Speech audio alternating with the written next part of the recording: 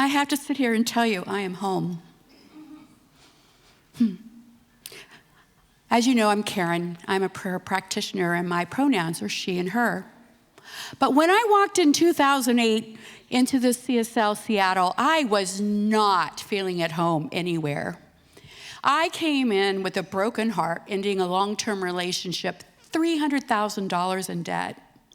And how many of you thought, if I only win the lottery, my problems would be solved? How many out there? Oh, great. Amen, sister, amen. I was in that club, thank you. And I thought money would solve my problems.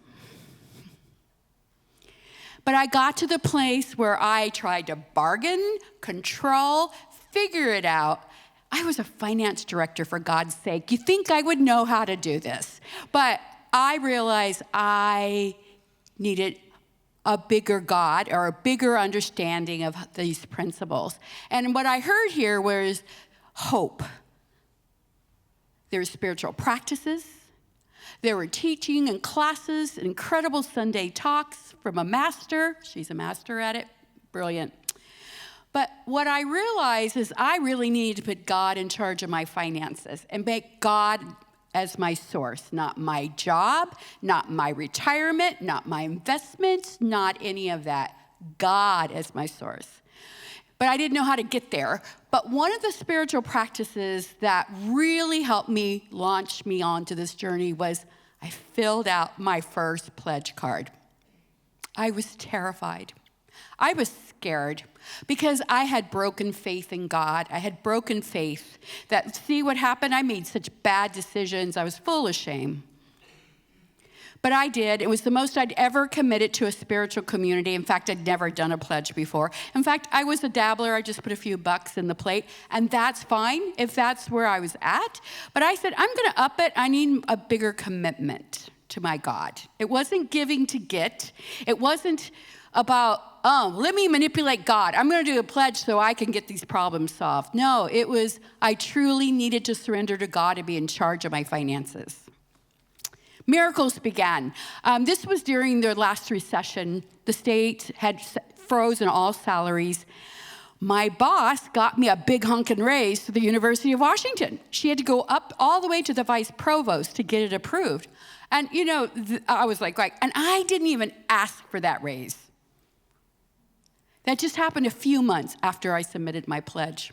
And the miracles continue to the point where that $300,000 debt, it has dissolved. My God is so good. Money didn't solve the problem. I didn't win the lottery, but my God was so big it dissolved it.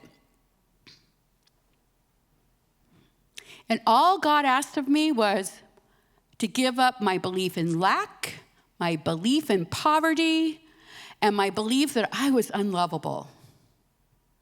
Because as my self-worth increased, my financial net worth increased. And it wasn't anything I tried to do. Hey, I found I could have boundaries. I could say yes and I could say no. But I followed God, and miracles continue. And as a side note, you know, and it happens no matter what the economic conditions are. This all happened during the recession. So if you're afraid of the economy right now, just get a bigger God and make God your source. And when we look back, I look at this pledge that I did, and it was only 1/10 of what my wife and I give now, and it's so easy because my faith was restored to me, that I had a God greater than myself that was going to restore me to sanity and restore me to a glory among glory. And debt didn't need to hang out anymore because I didn't need to have that reflection back there was something wrong with me. So debt said, oh, okay. Okay. So what if you're really abundant? We can do that. Money said, okay, I can show abundance. And so I'm here to tell you, my good God is so good, and I'm willing to lend my faith to you. So much so that I'm going to do a plug. I'm teaching a class called Getting Out of Debt. And I'm going to walk you through my journey of how that debt dissolved.